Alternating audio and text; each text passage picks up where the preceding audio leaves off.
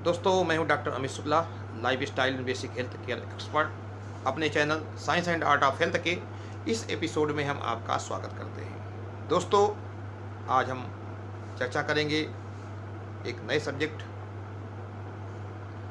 कि दांतों की जो सबसे कॉमन समस्याएं हैं, दांत में कीड़ा लगना और पायरिया, सबसे कॉमन है, सबसे ज़्यादा लोगों में पाई जाती हैं। तो पायरिया की चर्चा हम अगले एपिसोड में करेंगे।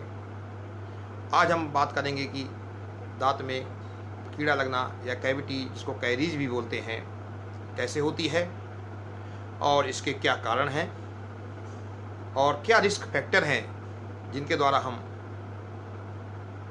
कैरीज को, दांत के कीड़े लगने की समस्या को रोक सकते हैं। इन सभी बिंदुओं पर चर्चा करेंगे, लेकिन उसके पहले आप मेरे चैनल को अगर सब्सक्राइब नहीं किए हैं तो सब्सक्राइब कर लें तथा इसके साथ साथ आप उसको लाइक और शेयर भी कर सकते हैं। दोस्तों, दांत में कीड़ा लगना एक आम समस्या है। भारत में करीब 1 करोड़ हर साल लोग दांत की कीड़ा की समस्या से पीड़ित होते हैं और सबसे कॉमन बीमारी है। कॉमन होने के साथ साथ ये सबसे ज़्यादा प्रिवेंटेबल भी है, इसको रोका भी जा सकता है।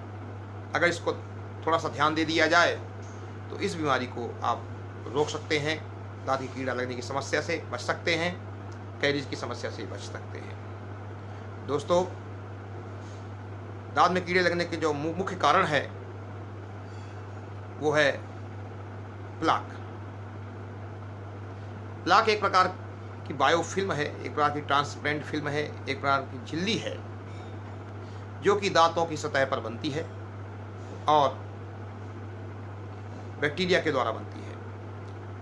दांत में जो सबसे कॉमन समस्याएं हैं, पायरिया और दांत का कीड़ा लगना, इन दोनों समस्याओं में का जो मूल कारण है वो प्लाक है।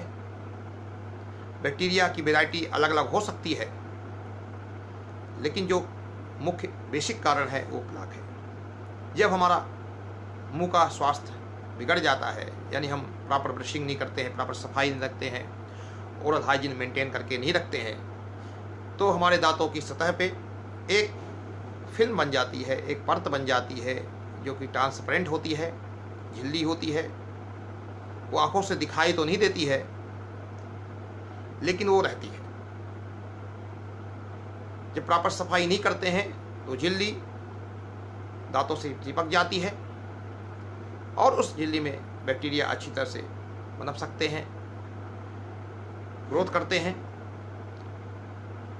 और धीरे धीरे झिल्ली बाद में इसका कैल्सिफिकेशन हो जाता है और ये कैल्कुलस में बदल जाती है, टार्टन में बदल जाती है और बैक्टीरिया के लिए एक अच्छा स्थान मिल जाता है। उस स्थिति में इसको वहाँ से निकाल पाना, बैक्टीरिया को निकाल पाना और मुश्किल हो जाता है। यानी कि प्लाक पहले बनता है, प्लाक का कैल्सिफिकेशन होता है, कैल्सिफिकेशन के बाद वहाँ पर कैल्कुलस का निर्माण हो जाता है, जिसको हम टार्टर बोलते हैं, और उसके बाद दांतों की दोनों प्रकार की समस्याएं वहाँ पर शुरू हो जाती हैं। अगर वहाँ पर टॉक्सिन का निर्माण होता है,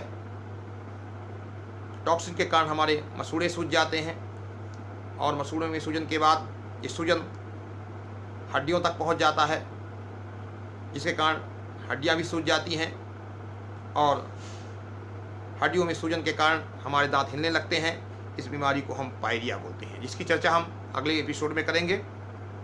लेकिन जब ये फिल्म में प्रेजेंट बैक्टीरिया एसिड का निर्माण करते हैं,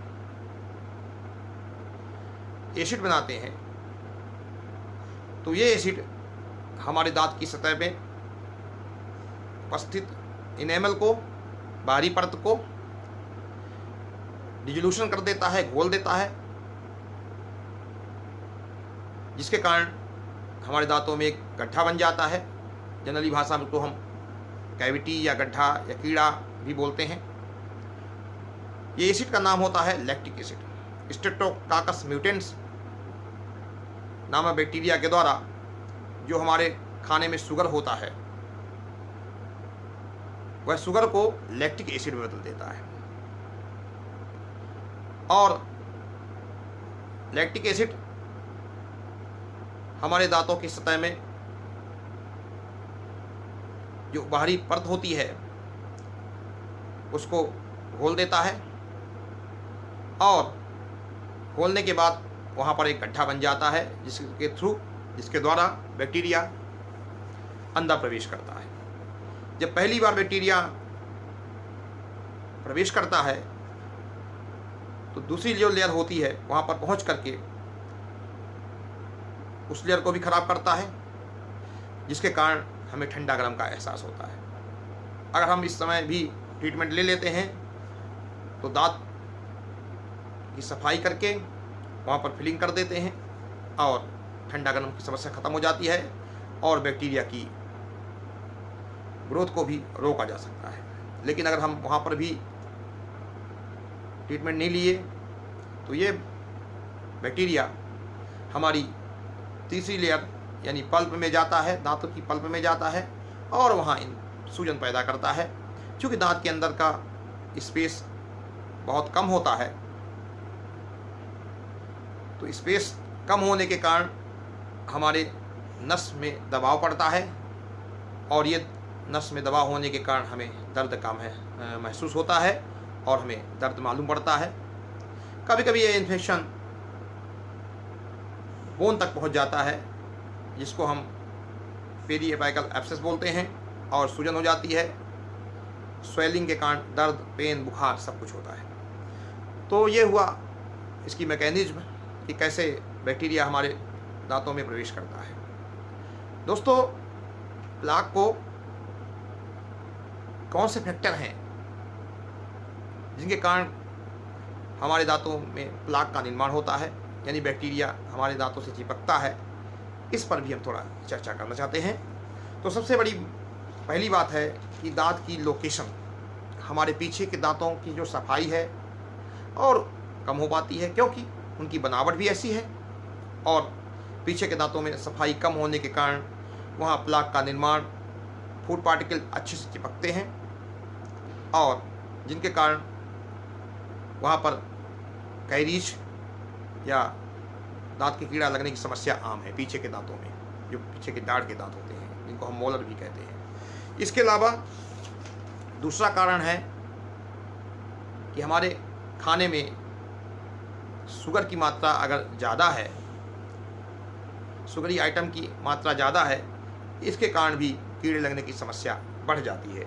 जैसे कि दूध है, आइसक्रीम है, शहद है, सोडा है, केक है, बिस्किट्स हैं, आटे और मैदे के बने हुए खाद्य पदार्थ हैं, चिप्स हैं। ऐसे खाद्य पदार्थ जिनमें कि शुगर की मात्रा या मैदा या आटे से बने खाद्य पदार्थ जिनमें जो कि कार्बोहाइड्रेट रिच मटेरियल होते हैं, ऐसे खाद्य पदार्थ का हम सेवन करते हैं जिनमें कि कार्बोहाइड्रेट की मात्रा ज़्यादा होती है या जिनमें कि फाइबर की मात्रा कम होती है, जो हमारे दांतों से चिपकते हैं। ये खाद्य पदार्थ चिपक करके बैक्टीरिया की ग्रोथ को बढ़ाने में, बैक्टीरिया को चिपकने में मदद करते हैं, और बैक्टीरिया उसी कार्बोहाइड्रेट को लैक्टिक एसिड में बदलता है, जिससे कारण कीड़ा लगना भी आम हो जाता है और कीड़ा लगने की समस्या बढ़ जाती है। तो यानी कि जो शुगरी आइटम है, जो कार्बोहाइड्रेट रिच मटेरियल है, जिनमें कि कार्बोहाइड्रेट की मात्रा ज़्यादा होती है, ऐसे खाद्य पदार्थ अगर जो व्यक्ति ज़्यादा खाते हैं उनमें कीड़े लगने की संभावना ज़्यादा होती है। या बार बार खाना खाते हैं, हम बार बार नाश्ता करते हैं और पानी नहीं पीते हैं, ये भी एक कारण है जिसके कारण दांतों में कीड़े लगने की संभावना ज़्यादा हो जाती है। यानी हम कुछ खाएं, बार बार खा रहे हैं और पानी नहीं पी रहे हैं, या पानी पी भी रहे हैं, बार बार खा रहे हैं, तो ऐसे खाद्य पदार्थों के कारण भी कीड़ा लगने की संभावना बढ़ जाती है।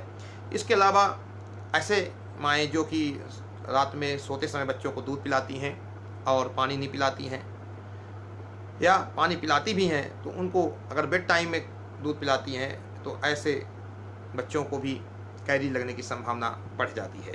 इसके अलावा ऐसे लोग जो कि रात में ब्रश नहीं करते हैं, ट्वाइस ब्रशिंग शेड्यूल जो है उसका पालन नहीं करते हैं, सुबह तो ब्रश करते हैं, रात में ब्रश नहीं करते हैं, तो ऐसे लोगों को भी कीड़े लगने की संभावना, दांत में कीड़ा लगना या कैरीज या कैविटी होने की संभावना ज़्यादा हो जाती है। इसके अलावा जो हमारा पानी है उसमें फ्लोराइड की मात्रा कम है, तो ऐसे स्थान में जहाँ की फ्लोराइड की मात्रा कम रहती है वहाँ पर भी कीड़ा लगने की संभावना या कैरीज होने की संभावना ज़्यादा होती है। इसके अलावा ऐसी बीमारी या कंडीशन जिनमें कि सलाइवा का सिक्रेशन, सलाइवा हमारी लार हमारी ग्रंथियों से कम बनता है, ऐसी बीमारियों में भी कीड़ा लगने की संभावना बढ़ जाती है। जैसे कि कोई मेडिकेशन ले रहे हैं या जिनका रेडिएशन थेरेपी चल रही है या कीमोथेरेपी चल रही है या ऐसी कोई बीमारी है जिसमें कि सलाइवा का निर्माण हमारे मुंह में नहीं हो रहा है, ऐसी स्थिति में भी कीड़ा लगने की संभावना बढ़ जाती है। या ऐसे लोग जो कि आर्टिफिशियल दांत लगवाए हुए हैं या ऐसे कोई एप्लियंसेस औजार पहने हुए हैं जो कि दांतों को सीधा करने के लिए भी लगाए जाते हैं और प्रॉपर सफाई नहीं है, तो उनको भी कीड़ा लगने की संभावना बढ़ जाती है। इसके अलावा जिनको कि एसिडिटी की समस्या है, हार्टबर्न की समस्या है, उनको भी कीड़ा लगने की संभावना, दांत के घुलने की संभावना, क्योंकि उनके एसिड बनता है पेट में, तो वो एसिड दांतों को खोलता है, दांत कमज़ोर हो जाते हैं, तो ऐसे लोगों को भी कीड़ा लगने की संभावना बढ़ जाती है।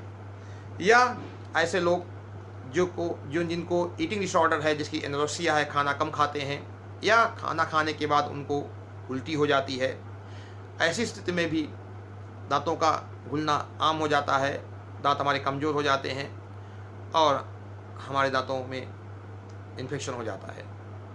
तो दोस्तों, आज हमने ऐसे आम कारणों पर चर्चा की जो कि दांतों के लिए बड़े घातक हैं, दांतों की समस्याएं पैदा करते हैं, दांतों में कीड़ा लगने के लिए जिम्मेदार हैं। अगर आपको मेरा ये वीडियो आप कीड़ा लगने की समस्या में आपको जागरूक किया है, आपको लाभ पहुंचाया है और अच्छा लगा, तो इस जानकारी को शेयर करें, लाइक करें और सब्सक्राइब करें। चैनल देखने के लिए बहुत बहुत धन्यवाद।